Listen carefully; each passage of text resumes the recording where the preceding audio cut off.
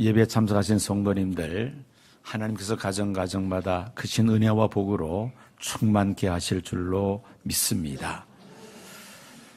미국 뉴욕 맨하탄에 가면은 UN 본부 건물이 있습니다.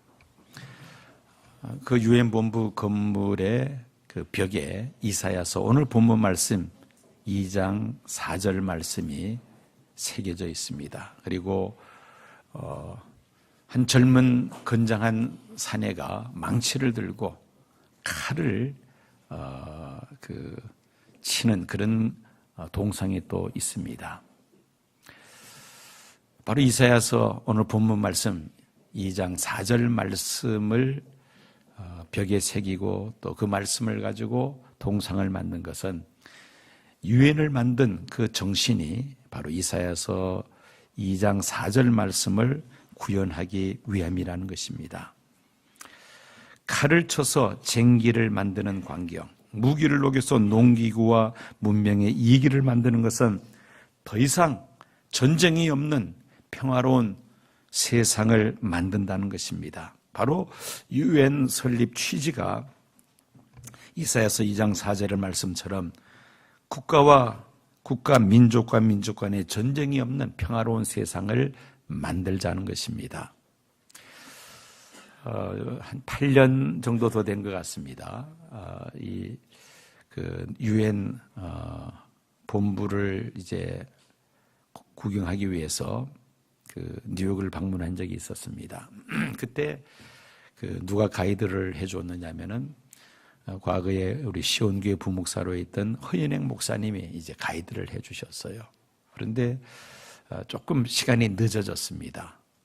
UN 본부 건물에 막 서둘러 갔더니만은 이미 이제 관광객들이 안에 들어가 있는 사람이 있고 바깥에는 그 경비를 보는 사람이 문을 닫아버렸더라고요. 그래서 허 목사님이 그 경비원에게 이분들은 저 코리아에서 오신 분들인데 시간이 조금 늦었는데 미안하지만은 좀 들어가서 좀 이렇게 관람할 수 있게 해주면 좋겠다. 이렇게 이제 사정을 했습니다. 했더니만은 그 경비원이 무슨 이야기를 하느냐면은 당신들이 한국에서 오셨습니까? 나는 이집트에서 왔습니다. 무슨 말인지 잘 이해가 되세요? 우리는 관광차 왔지만 그 사람은 이민 온 사람이죠. 이민 온 사람인데 이제 아주 유머러스하게 거절하는 겁니다. 늦었으니까 들어갈 수 없습니다라는 그 말을 하는데 그걸 뭐 딱딱하게 안 됩니다 그렇게 하는 것이 아니고 나는 이집트에서 왔습니다. 그러면서 이제 거절을 하는 겁니다. 그래서 너무나도 유머러스하게 거절하는 바람에 더 이상 사정도 못하고 뒤를 돌아서서 결국 관람을 하지 못하고 나왔던 적이 있었습니다. UN 본부, UN의 설립 목적이 바로 전쟁이 없는 세상을 만들겠다는 것이죠. 오늘 본문 말씀의 배경을 잠깐 살펴보는 것이 필요합니다. 이사야 선지자는 기울어가는 남유다 왕국의 장래를 내다보면서 유다 백성의 회개를 촉구하는 메시지를 선포한 것이 바로 이사야서입니다.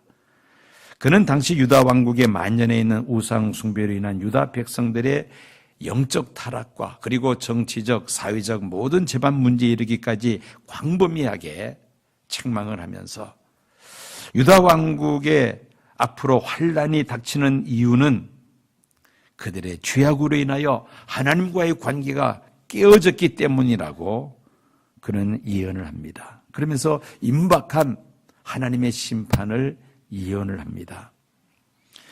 유다 왕국에 대한 하나님의 심판을 예언하면서 동시에 이사야 선지자는 본문에 기록된 것처럼 세상 종말에 이루어질 메시아 왕국, 종말적인 하나님 나라의 평화롭고 이상적인 그 모습을 이사야서 2장 4절에 말씀하고 있는 것입니다. 먼저 이사야서 2장 2절 보면은 말일에 여호와의 전에 산이 모든 산 꼭대기에 굳게 설 것이요 모든 작은 산 위에 뛰어나리니 만방이 그리로 모여들 것이라 말씀합니다. 그 다음에 4절을 보면은 그가 열방 사이에 판단하시며 많은 백성을 판결하시리니 무리가 그들의 칼을 쳐서 보습을 만들고 그들의 창을 쳐서 낫을 만들 것이며 이 나라와 저 나라가 다시는 칼을 들고 서로 치지 아니하며 다시는 전쟁을 연습하지 아니하리라. 유다 왕국의 임박한 하나님의 진노의 심판을 예언하면서 또 동시에 장차 도래할 메시아 왕국을 그려보면서 그 절망적인 유다 백성들에게 희망을 안겨주는 말씀이 바로 오늘 본문 말씀입니다. 모든 민족이 칼을 쳐서 보습을 만들며 창을 쳐서 낫을 만든다는 이 말씀은 칼과 창 등의 전쟁용 무기들을 낫과 그리고 밭을 갈아엎는 쟁기 등의 농기구들을 만든다는 것입니다. 살인과 탐욕과 미움과 증오와 또 약탈로 가득 찬 이 전쟁을 없애며 평화의 나라를 세운다는 것입니다. 하나님께서 이 세상 마지막에 민족과 민족, 나라와 나라 사이에 전쟁이 없는 평화의 나라, 하나님 나라를 건설하시겠다는 예언의 말씀입니다. 그에 반하여 인류의 역사는 전쟁의 역사입니다. 인류는 평화를 갈구하면서도 항상 전쟁을 준비하는 이율배반적인 행동을 해왔습니다. 전쟁이 없는 기간은 전쟁을 위하여 신무기를 개발하여 전쟁을 준비하는 때이며 새로운 병기가 개발이 되면 다시 전쟁이 시작이 됩니다.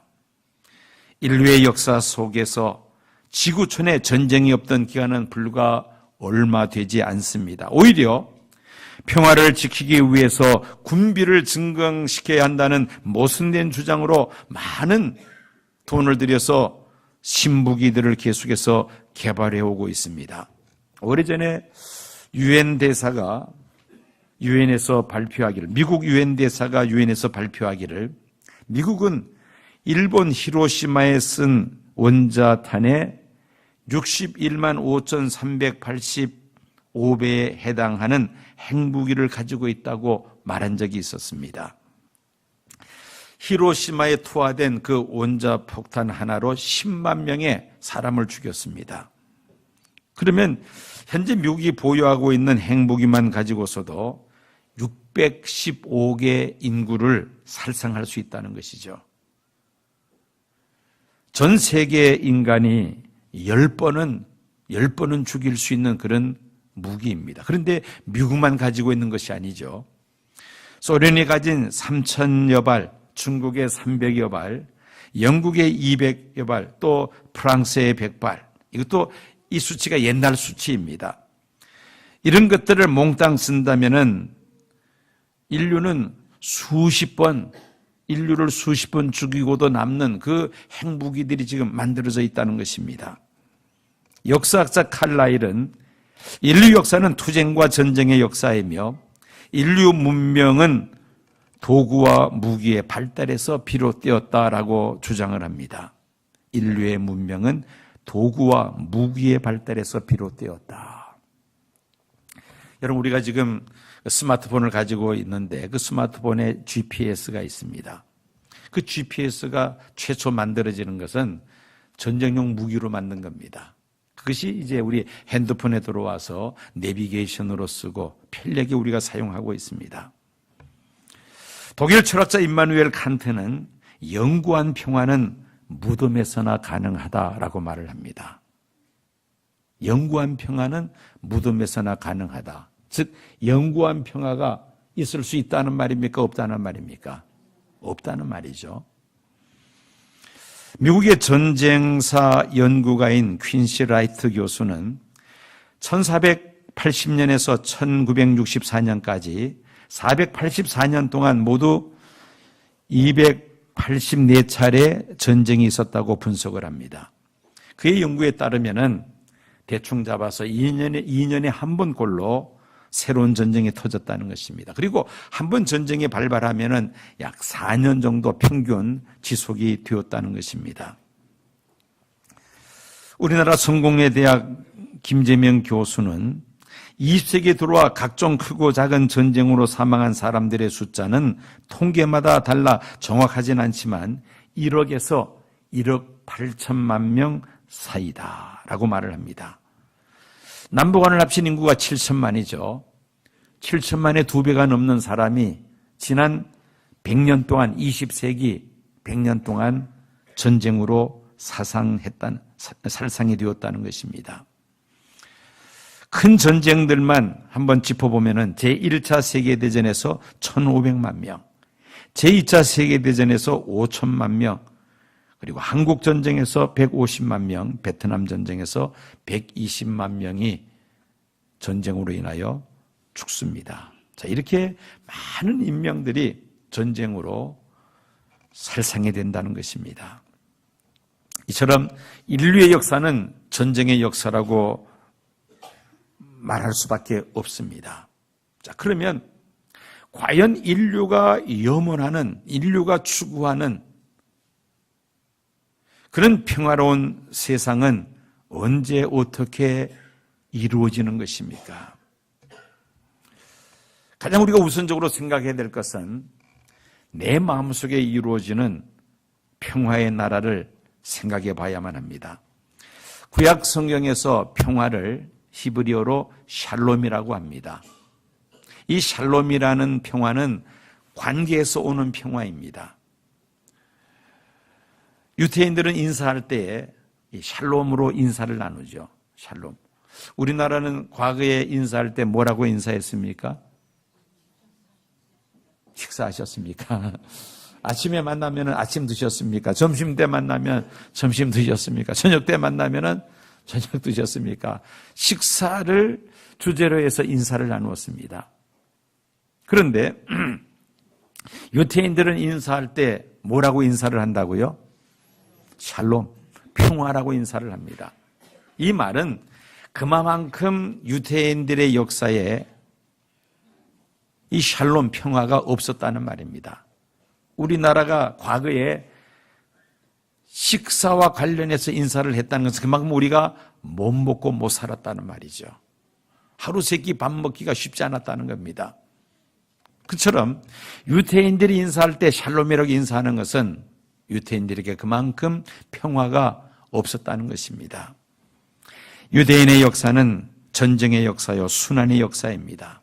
주변 나라들로부터 끊임없이 약탈과 또 침략을 받습니다. 그러다가 주 70년의 로마에서 이스라엘은 멸망하고야 맙니다.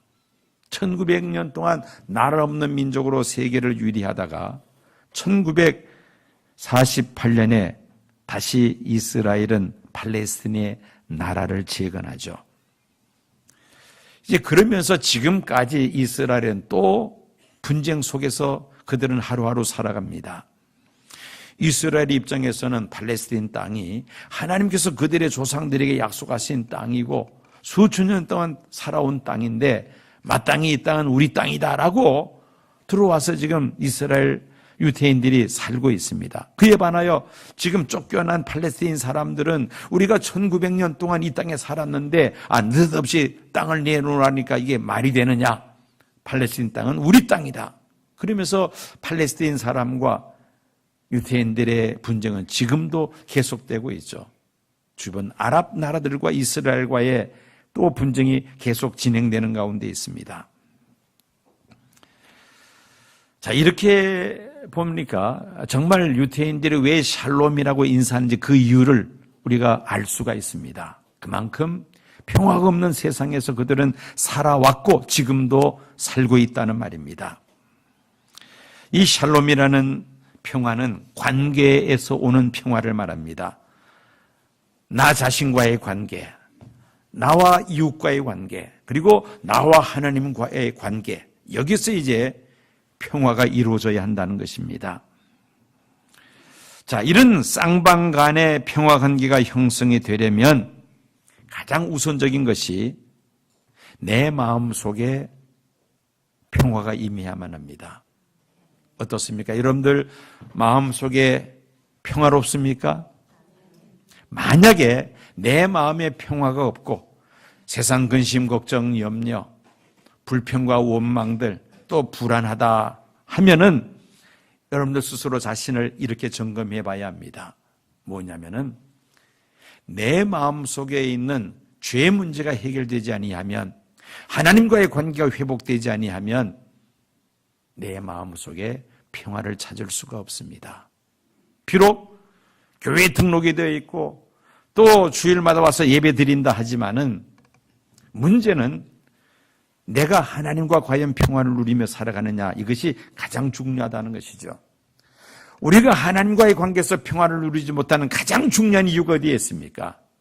우리의 무엇 때문입니까? 죄 때문이죠. 내 마음속에 죄가 감추어져 있고 숨겨져 있으면, 이 문제를 해결하지 못하면 내 마음속에 하나님이 주시는 평화를 우리는 누리지 못합니다. 늘 불안한 가운데서 살아갈 수밖에 없다는 것이죠. 하나님은 우리와 평화하기를 원하십니다. 하나님은 우리와 화평케 되기를 원하신다는 것입니다. 그래서 누구를 세상에 보내셨나요? 아들 예수 그리스도를 세상에 보내셨죠. 예수님 십자가에 달려 죽으심으로 하나님은 우리 모든 죄를 다 용서해 주셨습니다. 내 죄를 회개하고 예수님 십자가에 달려 돌아가신 것이 내 죄를 대신하기 위함이라던 것을 믿으면 하나님은 우리 모든 죄를 해결해 주십니다. 이 죄 문제가 해결된 사람은 하나님이 주시는 평화를 소유하며 살아갑니다. 아무리 주변 환경이 힘들고 어렵다 할지라도 하나님과의 관계에서 오는 이 평화를 소유하고 있는 사람들은 결코 이 평화를 잃어버리지 않습니다. 그래서 가장 중요한 것은 내 마음속에 평화가 있느냐 없느냐. 내 마음속에 평화가 임하기 위해서는 죄 문제를 해결해야만 합니다. 내 마음속에 평화가 이루어진 사람들만이 다른 사람들과 또한 화평케 될 수가 있습니다.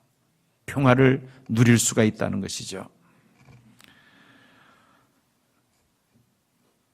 그래서 우리가 가장 중요한 것은 먼저 내 마음속에 이루어지는 평화입니다. 이 평화를 우리가 결코 잃어버려서는 안 되겠습니다. 그 다음에 또 우리가 생각해야 될 것은 종말적 평화입니다. 오늘 본문에 나타나 있는 말씀이죠. 말일에 여호와의 전에 산에 모든 산꼭대기에 굳게 설 것이요 모든 작은 산 위에 뛰어나리니 만방이 그리로 모여들 것이라. 세상 종말에 하나님이 주시는 평화가 이루어질 것을, 완성될 것을 말씀합니다. 오래전에 이 UN 본부 빌딩 앞에서 어느 기자가 바클레이 주석으로 유명한 성경 주석가 윌리엄 바클레이에게 질문을 합니다. 박사님, 과연 이 유엔의 힘으로 완전한 평화의 나라가 임하리라고 생각을 하십니까?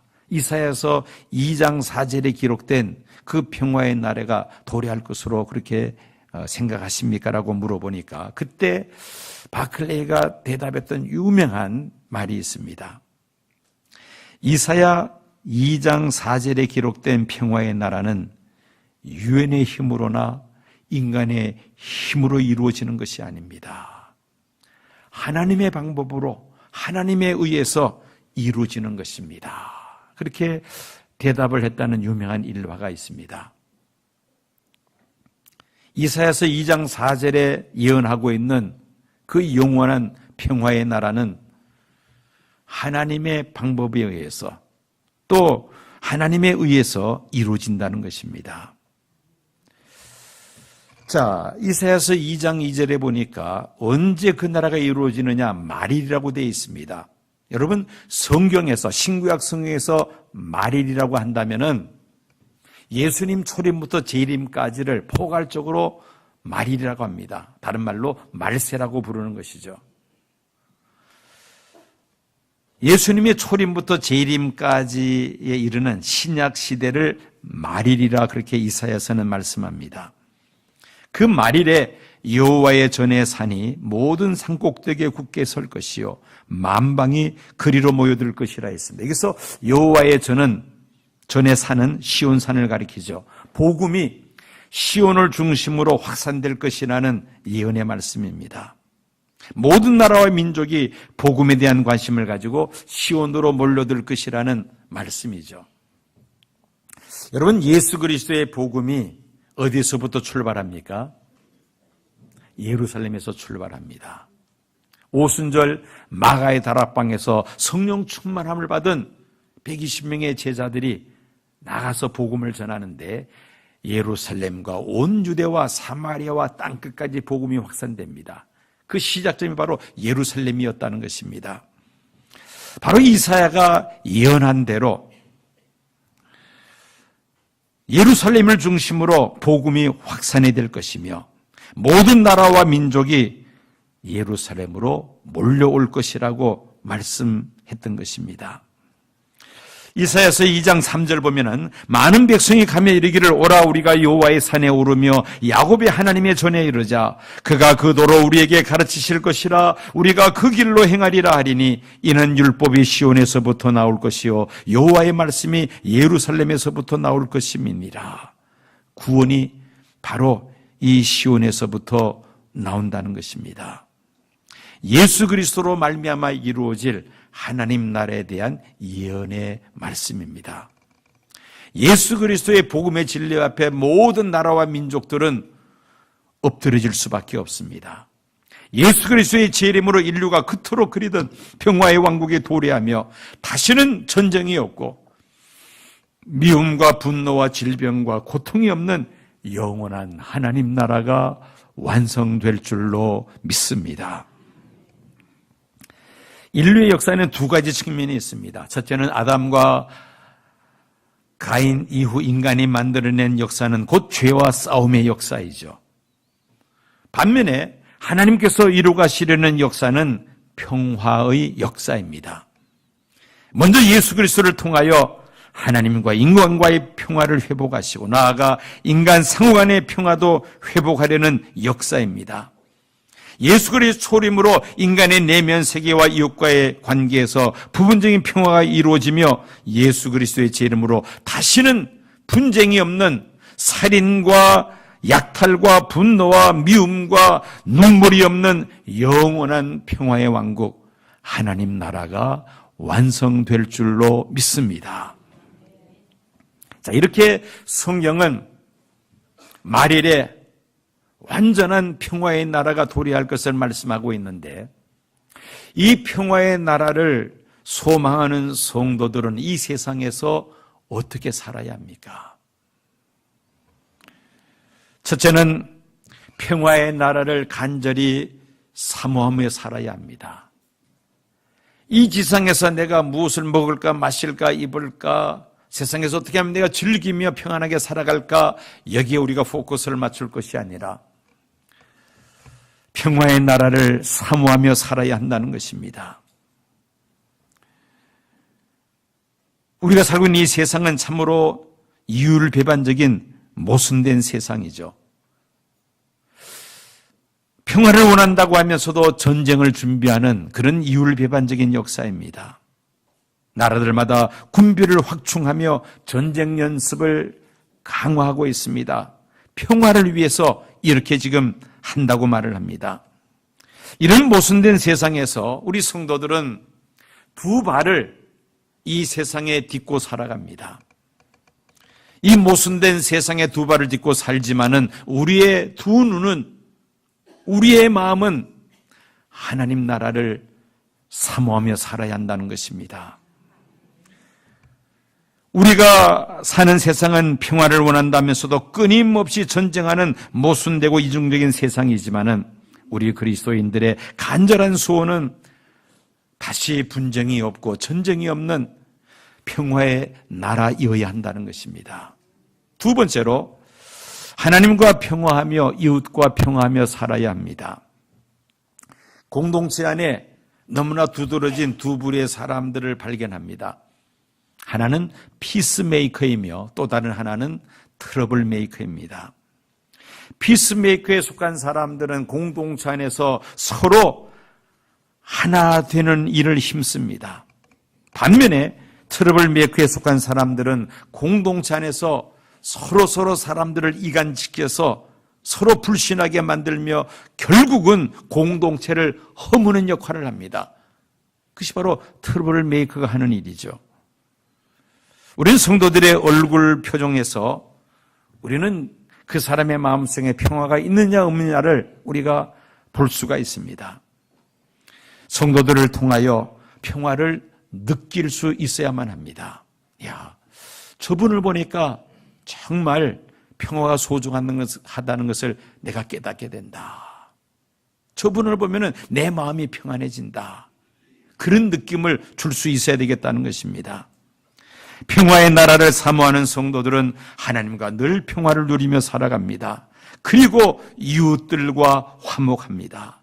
이웃을 이해하고 양보하고 사랑할 때에 우리는 이웃과 평화할 수가 있습니다. 눈에 보이지 않는 하나님과의 평화를 누리며 살아가는 사람들은 눈에 보이는 세상 사람들과도 평화하며 살아가야 한다는 말씀입니다. 세 번째로는 평화의 복음을 전해야만 합니다. 하나님은 모든 사람들과 다 평화하기를 원하신다고 성경은 말씀합니다.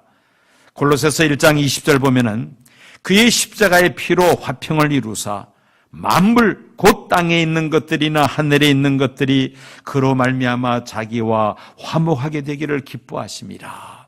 이것이 바로 하나님의 마음이죠. 하나님이 지으신 모든 피조물들과 화목되기를 하나님은 원하고 계신다는 것입니다. 우리가 이것을 평화의 복음이라고 말을 합니다. 이웃들로 하여금 하나님과 화목하도록 이 평화의 복음을 전하여 우리가 누리고 있는 이 평화를 함께 누리며 살아가도록 해야 합니다. 이것이 바로 평화의 복음을 전하는 것입니다. 그리고 네 번째로는 평화를 위하여 하나님 앞에 기도해야만 합니다. 사무엘상 17장 47절 보면은 또 여호와의 구원하심이 칼과 창에 있지 아니함을 이 무리에게 알게 하리라. 한번 따라해 보실까요? 전쟁은 여호와께 속한 것인즉 그가 너희를 우리 손에 넘기시리라. 자, 전쟁은 누구께 속한 것이라 했습니까? 여호와께 속한 것이다. 전쟁은 역사를 주관하시는 하나님의 손에 달려 있다는 것입니다. 그러므로 우리는 전쟁이 일어나지 않도록 평화를 위하여 하나님 앞에 기도해야 합니다. 전 세계가 한반도를 주시하고 있습니다. 북한의 핵무기 개발이 한반도의 평화를 깨트릴 뿐만 아니라 세계의 평화를 깨트릴 수도 있기 때문이죠. 물론 북한이 핵무기를 개발한 첫 번째 계기는 체제 유지에 있다고 봅니다. 김씨 일가가 주체 사상을 내세워 3대째 세습하며 독재를 하는 상황에서 그 체제를 유지하기 위해서 선택한 것이 바로 핵무기 개발입니다. 북한을 건드리지 말라는 것이죠. 그런데 이 핵무기 한 발이면은 남북 간의 문제는 물론이거니와 세계의 평화를 깨뜨리고도 남습니다. 그래서 세계가 지금 한반도를 주시하고 있습니다. 전쟁의 원인은 인간의 탐욕에 기인한다고 말들을 하죠. 그런데 일부 전쟁 연구가들은 물론 인간의 본성에도 이유가 있기는 하지만은 정치 지도자의 개인적 공격적인 성향과 정치적 야망이 전쟁을 일으키는 데 큰 영향을 미친다고 말을 합니다. 예를 들어서 프랑스의 나폴레옹, 또 독일의 히틀러, 그다음에 이라크의 아담 후세인 대표적인 경우입니다. 북한의 체제 유지를 위해서 만든 핵무기가 그 최고 지도자 한 사람의 우발적인 신수나 상황 판단을 잘못해서 이 핵무기를 사용했을 때 미치는 피해는 그야말로 엄청납니다.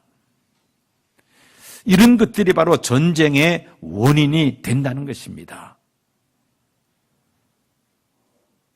대한민국은 북한의 핵무기 문제를 놓고 보수와 진보가 첨예하게 대립하고 있습니다.